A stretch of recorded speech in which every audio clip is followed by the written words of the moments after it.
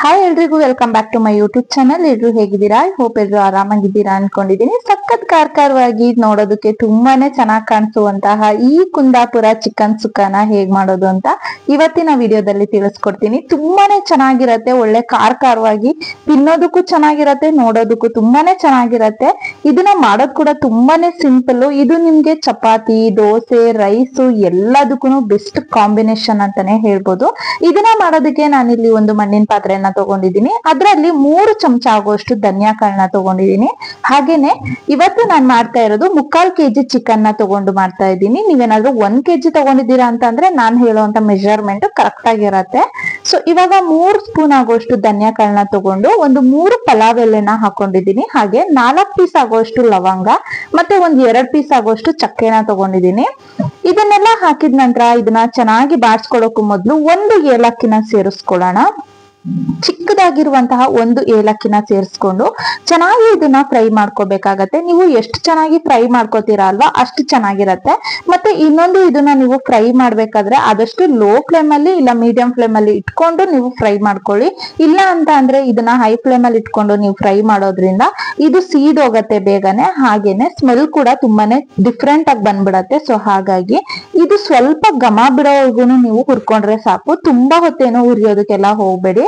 ಇವಾಗ ನಾನು ಇಲ್ಲಿ ಒಂದು 7 ರಿಂದ 8 ಆಗುವಷ್ಟು ಬ್ಯಾಡಗಿ ಮೆಣಸಿನ್ಕಾಯಿನ ತಗೊಂಡಿದ್ದೀನಿ. ಬ್ಯಾಡಗಿ ಮೆಣಸಿನ್ಕಾಯಿ ತುಂಬಾನೇ ಇಂಪಾರ್ಟೆಂಟ್. ನಾನಿಲ್ಲಿ ಗುಂಟೂರು ಮೆಣಸಿನ್ಕಾಯಿನ ಹಾಕ್ತಾ ಇಲ್ಲ, ಬದಲಾಗಿ ಬ್ಯಾಡಗಿ ಮೆಣಸಿನ್ಕಾಯಿ ಮಾತ್ರನೇ ಹಾಕೊಳ್ತಾ ಇದ್ದೀನಿ. ಗುಂಟೂರು ಮೆಣಸಿನ್ಕಾಯಿ ಬದಲಾಗಿ ನಾನು ಏನ್ ಹಾಕ್ತೀನಿ ಅಂತ ಮುಂದೆ ನಾನು ಹೇಳ್ತೀನಿ. ಹಾಗೇನೆ ವಿಡಿಯೋನ ಎಲ್ಲೂ ಸ್ಕಿಪ್ ಮಾಡ್ದಿರಾ ನೋಡಿ. ಅಕಸ್ಮಾತ್ ನೀವು ವಿಡಿಯೋನ ಸ್ಕಿಪ್ ಮಾಡಿದ್ರಿ ಅಂತ ಅಂದ್ರೆ ನೀವು ಮಾಡುವಂತ ಅಡ್ಗೆನಲ್ಲಿ ಖಂಡಿತವಾಗ್ಲೂ ರುಚಿ ಆ ಕಡೆ ಈ ಕಡೆ ಆಗತ್ತೆ. ಸೊ ಹಾಗಾಗಿ ಇವಾಗ ಒಂದು ಪ್ಲೇಟ್ಗೆ ನಾನು ಹುರಿದಿಟ್ಕೊಂಡಿರುವಂತಹ ಎಲ್ಲಾ ಮಸಾಲಾ ಪದಾರ್ಥಗಳನ್ನ ಹಾಕೊಂಡಿದ್ದೀನಿ. ಮಸಾಲಾ ಪದಾರ್ಥ ಸ್ವಲ್ಪ ಘಮ ಬರುತ್ತಲ್ವಾ, ಅವಾಗ ನೀವು ಸ್ಟವ್ ಆಫ್ ಮಾಡ್ಕೊಂಡ್ರೆ ಸಾಕಾಗತ್ತೆ. ಇವಾಗ ಅದೇ ಮಣ್ಣಿನ ಪಾತ್ರೆನಲ್ಲಿ ನಾನು ಒಂದು 3 ರಿಂದ 4 ಚಮಚ ಆಗುವಷ್ಟು ಎಣ್ಣೆನ ಹಾಕೊಂಡು ಒಂದು ಈರುಳ್ಳಿನ ಚಿಕ್ಕದಾಗಿ ಕಟ್ ಮಾಡಿ ಈ ರೀತಿಯಾಗಿ ಸೇರಿಸ್ಕೊಂಡಿದ್ದೀನಿ.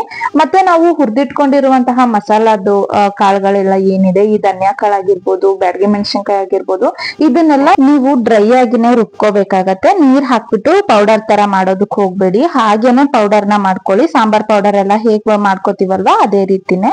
ಮತ್ತೆ ಅದನ್ನ ರುಬ್ಬೇಕಾದ್ರೆ ನೀವು 1 ಚಮಚ ಆಗುವಷ್ಟು ಖಾರದ ಪುಡಿನ ಸೇರಿಸ್ಕೊಂಡು ರುಬ್ಕೊಳ್ಳಿ. ನಾನ್ ಮೊದ್ಲೇ ಹೇಳ್ದೆ ಬರೀ ಬ್ಯಾಡಗಿ ಮೆಣಸಿನ್ಕಾಯಿನ ಸೇರ್ಸಿದೀನಿ. ಗುಂಟೂರು ಮೆಣಸಿನ್ಕಾಯಿ ಬದಲಾಗಿ ನಾನು ಏನೋ ಹಾಕ್ತೀನಿ ಅಂತ ಖಾರದ ಪುಡಿನ 1 ಚಮಚ ಆಗುವಷ್ಟು ಅಲ್ಲಿ ಸೇರಿಸ್ಕೊಳ್ಬೇಕಾಗತ್ತೆ. ನೀವು ರುಬ್ಬಿರುವಂತಹ ವಿಡಿಯೋ ಸ್ಕಿಪ್ ಆಗಿರೋದ್ರಿಂದ ನಾನು ಹೇಳ್ತಾ ಇದ್ದೀನಿ. ಇವಾಗ ಒಂದು ಈರುಳ್ಳಿನ ಹಾಕಿದ ನಂತರ ನಾನು ಸ್ವಲ್ಪ ಕರ್ಬೇವಿನ ಸೊಪ್ಪು ಕೂಡ ಸೇರಿಸ್ಕೊಂಡಿದ್ದೀನಿ. ಹಾಗೇನೆ ಒಂದು ಟೊಮ್ಯಾಟೋನ ಚಿಕ್ಕದಾಗಿ ಕಟ್ ಮಾಡಿ ಸೇರಿಸ್ಕೊಂಡು ಇದನ್ನು ಕೂಡ ಚೆನ್ನಾಗಿ ಫ್ರೈ ಮಾಡ್ಕೊಳ್ತಾ ಇದ್ದೀನಿ. ಟೊಮ್ಯಾಟೊ, ಈರುಳ್ಳಿ ಇದೆಲ್ಲ ನೀಟಾಗಿ ಸಾಫ್ಟ್ ಆಗೋವರೆಗೂ ನಾವು ಫ್ರೈ ಮಾಡ್ಕೊಳ್ಬೇಕಾಗತ್ತೆ. ಚಿಕನ್ ಅಲ್ಲಿ ನಾವು ತುಂಬಾ ವೆರೈಟಿಗಳಲ್ಲಿ ತಿಂದಿರ್ತೀವಿ, ಬಟ್ ಕುಂದಾಪುರ ಚಿಕನ್ ಇದೆ ಅಲ್ವಾ, ತುಂಬಾನೇ ಒಂಥರ ಚೆನ್ನಾಗಿರತ್ತೆ ಅದು. ಅದ್ರಲ್ಲೂ ಒಂದಿನ ಕಳೆದ್ಮೇಲೆ ನಾವು ಇವತ್ತು ಕುಂದಾಪುರ ಚಿಕನ್ ಮಾಡಿದೀವಿ ಅಂತ ಅಂದ್ರೆ ಅದ್ರ ನೆಕ್ಸ್ಟ್ ಡೇ ಇನ್ನೂ ಸಖತ್ತಾಗಿರತ್ತೆ ಅದು ತಿನ್ಬೇಕಂದ್ರೆ. ಸೊ ಇವಾಗ ಒಂದ್ ಸ್ವಲ್ಪ ಉಪ್ಪನ್ನ ಸೇರಿಸ್ಕೊಂಡು ಚೆನ್ನಾಗಿ ಫ್ರೈ ಮಾಡ್ಕೊಳ್ತಾ ಇದ್ದೀನಿ. ಹಾಗೇನೆ ಯಾರಾದ್ರೂ ಹೊಸಬ್ರು ನಮ್ ಚಾನಲ್ ನ ನೋಡ್ತಾ ಇದ್ದೀರಾ ಅಂದ್ರೆ ದಯವಿಟ್ಟು ಚಾನಲ್ ನ ಸಬ್ಸ್ಕ್ರೈಬ್ ಮಾಡ್ಕೊಳ್ಳಿ. ನಿಮ್ಗೆ ಏನಾದ್ರೂ ವಿಡಿಯೋ ಹೆಲ್ಪ್ ಆಯ್ತು ಅಂದ್ರೆ ಮಾತ್ರನೇ ವಿಡಿಯೋಗೆ ಒಂದು ಲೈಕ್ ನ ಮಾಡಿ. ಮತ್ತೆ ಇದಕ್ಕೆ ನಾನು ಪ್ಲೇಟ್ ಮುಚ್ಬಿಟ್ಟು ಒಂದ್ 5 ನಿಮಿಷ ಬೇಯೋದಕ್ ಬಿಟ್ಟಿದೆ. ಇವಾಗ ಟೊಮ್ಯಾಟೊ, ಈರುಳ್ಳಿ ಎಲ್ಲ ನೀಟಾಗಿ ಸಾಫ್ಟ್ ಆಗಿ ಬೆಂದಿದೆ. ಇದೇ ರೀತಿನೇ ಬೇಯಬೇಕು. ಆದಷ್ಟು ಅಡ್ಗೆಗಳನ್ನ ಮಣ್ಣಿನ ಪಾತ್ರೆನಲ್ಲೇ ಮಾಡೋದಕ್ಕೆ ಪ್ರಯತ್ನ ಪಡಿ. ಯಾಕಂತಂದ್ರೆ ಮಣ್ಣಿನ ಪಾತ್ರೆನಲ್ಲಿ ಮಾಡೋದ್ರಿಂದ ನಮ್ಮ ಆರೋಗ್ಯ ದೃಷ್ಟಿ ತುಂಬಾನೇ ಚೆನ್ನಾಗಿರತ್ತೆ. ಆರೋಗ್ಯದಲ್ಲಿ ಯಾವುದೇ ರೀತಿಯಾದಂತಹ ಏರುಪೇರುಗಳು ಆಗುವಂತದ್ದು ತುಂಬಾನೇ ಕಡಿಮೆ ಆಗತ್ತೆ. ಸೊ ಹಾಗಾಗಿ ಆದಷ್ಟು ಮಣ್ಣಿನ ಪಾತ್ರೆನ ಮಣ್ಣಿನಲ್ಲಿ ಬಳಸೋದಕ್ಕೆ ಟ್ರೈ ಮಾಡಿ. ಇವಾಗ ನಾನು 3/4 kg ಆಗುವಷ್ಟು ಚಿಕನ್ ನ ತಗೊಂಡು ಹಾಕೊಳ್ತಾ ಇದ್ದೀನಿ. ನಾನ್ ಮೊದ್ಲು ಹೇಳ್ದಂಗೆ ನೀವೇನಾದ್ರೂ 1 kg ಚಿಕನ್ ನ ತಗೊಂಡಿದ್ದೀರಾ ಅಂತ ಅಂದ್ರೆ ನಾನ್ ತೋರಿಸಿರುವಂತಹ ಅಳತೆ ಕರೆಕ್ಟ್ ಆಗಿರತ್ತೆ. ಇವಾಗ ಇದಕ್ಕೆ ಹಾಕೊಂಡಿದ ನಂತರ ಚಿಕನ್ ನೀವು ಯಾವ್ದಾದ್ರು ತಗೋಬಹುದು. ವಿತ್ ಸ್ಕಿನ್ ಆದ್ರೂ ತಗೊಳ್ಳಿ, ವಿತೌಟ್ ಸ್ಕಿನ್ ಆದ್ರೂ ತಗೊಳ್ಳಿ, ತೊಂದ್ರೆ ಇಲ್ಲ. ಇವಾಗ ನಾನು 1/4 ಚಮಚ ಆಗುವಷ್ಟು ಅರಿಶಿನ ಹಾಕೊಳ್ತಾ ಇದ್ದೀನಿ. ಮತ್ತೆ ಒಂದ್ ಸ್ವಲ್ಪ ಉಪ್ಪು ಕೂಡ ಸೇರಿಸ್ಕೊಳ್ತಾ ಇದ್ದೀನಿ. ನಾವು ಮೊದ್ಲೇ ಟೊಮೆಟೊ ಬೇಯ್ಬೇಕಾದ್ರೂ ಸ್ವಲ್ಪ ಉಪ್ಪನ್ನ ಹಾಕಿದ್ವಿ. ಇವಾಗ ಚಿಕನ್ಗೆ ಎಲ್ಲ ಉಪ್ಪೆಲ್ಲ ಹಿಡಿಬೇಕಲ್ವಾ, ಸೊ ಹಂಗಾಗಿ ಒಂದ್ 1/2 ಚಮಚ ಆಗುವಷ್ಟು ಕಲ್ಲುಪ್ಪನ್ನ ಸೇರಿಸ್ಕೊಂಡು ಇದನ್ನೆಲ್ಲ ನೀಟಾಗಿ ಮಿಕ್ಸ್ ಮಾಡ್ಕೊಳ್ತಾ ಇದ್ದೀನಿ. ಯಾಕಂತಂದ್ರೆ ಚಿಕನ್ಗೆ ಉಪ್ಪು, ಅರಿಶಿನ ಇದೆಲ್ಲ ನೀಟಾಗಿ ಹೊಂದ್ಕೋಬೇಕು. ಹಾಗಾಗಿ ಚೆನ್ನಾಗಿ ಇದನ್ನ ಮಿಕ್ಸ್ ನ ಮಾಡ್ಕೋಬೇಕಾಗತ್ತೆ. ಇದನ್ನ ಮಿಕ್ಸ್ ಮಾಡೋ ಅಷ್ಟರಲ್ಲಿ ನಿಮ್ಗೆ ನೀವು ಹುರಿದಿಟ್ಕೊಂಡಿರುವಂತಹ ಧನ್ಯಕಾಳು ಬ್ಯಾಡಗಿ ಮೆಣಸಿನಕಾಯಿ ಎಲ್ಲ ತುಂಬಾನೇ ತಣ್ಣಗಾಗಿರತ್ತೆ. ಈ ಟೈಮಲ್ಲಿ ನೀವು ಅದನ್ನು ಕೂಡ ಪೌಡರ್ ಮಾಡಿ ಇಟ್ಕೊಳ್ಳಿ. ಇವಾಗ ಪ್ಲೇಟ್ ಮುಚ್ಚಿಬಿಟ್ಟು ಒಂದ್ 5ರಿಂದ 10 ನಿಮಿಷ ನಾನು ಇದನ್ನ ಬೇಯೋದಕ್ಕೆ ಬಿಟ್ಟಿದ್ದೆ. ಇವಾಗ ನಾನು ಇದಕ್ಕೆ ಅರ್ಧ ಚಮಚ ಆಗೋಷ್ಟು ಶುಂಠಿ ಬೆಳ್ಳುಳ್ಳಿ ಪೇಸ್ಟ್ ನ ಸೇರಿಸ್ಕೊಳ್ತಾ ಇದ್ದೀನಿ. ನೀವು ಬೇಕಾದ್ರೆ ಒಗ್ಗರಣೆ ಹಾಕ್ತಿರಲ್ವಾ, ಆ ಟೈಮಲ್ಲಿ ಕೂಡ ಸೇರಿಸ್ಕೊಳ್ಬಹುದು. ಅಂದ್ರೆ ಈರುಳ್ಳಿ ಟೊಮ್ಯಾಟೊ ಇದನ್ನೆಲ್ಲ ಹಾಕಿದ್ರಲ್ವಾ, ನೀವು ಆ ಟೈಮಲ್ಲಿ ಕೂಡ ಸೇರಿಸ್ಕೊಳ್ಬಹುದು ಅಥವಾ ಈ ಟೈಮಲ್ಲಿ ಆದ್ರೂ ಸೇರಿಸ್ಕೊಳ್ಬಹುದು. ಇದನ್ನೆಲ್ಲ ಹಾಕಿ ಮತ್ತೆ ಒಂದ್ 5 ನಿಮಿಷ ಇದನ್ನ ಚೆನ್ನಾಗಿ ನೀರ್ ಬಿಡೋವರ್ಗುನು ಬೇಯಿಸ್ಕೊಳ್ಬೇಕಾಗತ್ತೆ. ಇದೆಲ್ಲ ಸೈಡಲ್ಲೆಲ್ಲ ನೀರ್ ಬಿಟ್ಟು ಚೆನ್ನಾಗಿ ಚಿಕನ್ ಬೆಂದಿದೆ ಅಂತ ಅನ್ಸ್ದವಾಗ ನೀವು ಏನು ಪುಡಿ ಮಾಡಿ ಇಟ್ಕೊಂಡಿರ್ತೀರಾ ಅಲ್ವಾ, ಪೌಡರ್ ತರ ಮಾಡಿ ಇಟ್ಕೊಂಡಿರ್ತೀವಲ್ವಾ ನಾವು, ಅದನ್ನ ಇದಕ್ಕೆ ಸೇರಿಸ್ಕೊಳ್ಬೇಕಾಗತ್ತೆ. ಹಾಗೇನೆ ಇದಕ್ಕೆ ಒಂದು ಸೀಕ್ರೆಟ್ ಇದೆ, ಕೊನೆಯಲ್ಲಿ ನಾನು ಹೇಳ್ತೀನಿ ಏನು ಅಂತ. ಕುಂದಾಪುರ ಚಿಕನ್ ಅಂತ ಯಾಕೆ ಕರೀತಾರೆ, ಕುಂದಾಪುರದಲ್ಲಿ ಏನ್ ಸ್ಪೆಷಲ್, ಏನಕ್ಕೆ ಚಿಕನ್ಗೆ ಲಾಸ್ಟ್ ಅಲ್ಲಿ ಈ ಒಂದು ಇಂಗ್ರೀಡಿಯೆಂಟ್ ನ ಮಿಕ್ಸ್ ಮಾಡ್ತಾರೆ ಅನ್ನೋದನ್ನ ನಾನು ಕೊನೆಯಲ್ಲಿ ಹೇಳ್ತೀನಿ. ಇವಾಗ ನೋಡಿ, ನಾನು ಪೌಡರ್ ಈ ರೀತಿಯಾಗಿ ಮಾಡಿ ಇಟ್ಕೊಂಡಿದ್ದೀನಿ. ಈ ಪೌಡರ್ ನ ಕಂಪ್ಲೀಟ್ ಆಗಿ ಸೇರಿಸ್ಕೊಳ್ತಾ ಇದ್ದೀನಿ. ನಾನು ಎಷ್ಟು ಪೌಡರ್ ಮಾಡಿ ಇಟ್ಕೊಂಡಿದ್ದೆ ಅಲ್ವಾ, ಅದು ಪೂರ್ತಿಯಾಗಿ ಸೇರಿಸ್ಕೊಳ್ತಾ ಇದ್ದೀನಿ.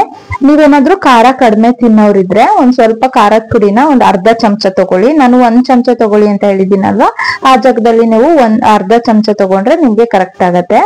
ಮತ್ತೆ ನಾವು ಬ್ಯಾಡಗಿ ಮೆಣಸಿನಕಾಯಿ ಹಾಕಿರೋದ್ರಿಂದ ಕಲರು ಅಷ್ಟೇ ತುಂಬಾನೇ ಚೆನ್ನಾಗಿ ಬರತ್ತೆ. ಇದು ಸಕ್ಕದಾಗಿರತ್ತೆ, ನೋಡೋದಕ್ಕೂ ಅಷ್ಟೇ ತಿನ್ನೋದಕ್ಕೂ ಅಷ್ಟೇ. ನಮ್ಗೇನು ಅಂತ ಏನು ಖಾರ ಅಂತ ಏನು ಅನ್ಸಲ್ಲ. ಅದ್ರಲ್ಲೂ ಈ ಚಳಿಗಾಲದಲ್ಲಿ ಇದನ್ನ ಮಾಡಿದ್ರಂತೂ ಸಕ್ಕತ್ತಾಗಿರತ್ತೆ. ಸೊ ಇವಾಗ ನೀಟಾಗೆಲ್ಲ ಹೊಂದ್ಕೊಂಡಿದ್ದಾಗಿದೆ. ನನ್ಗೆ ಸ್ವಲ್ಪ ಮಸಾಲ ಕಡಿಮೆ ಅನ್ನಿಸ್ತು. ಸೊ ಹಾಗಾಗಿ ಇಟ್ಕೊಂಡಿದ್ದಂತಹ ಇನ್ನೂ 1 ಚಮಚ ಮಸಾಲಾನು ಕೂಡ ಇದ್ರಲ್ಲೇ ಸೇರಿಸ್ಕೊಳ್ತಾ ಇದ್ದೀನಿ.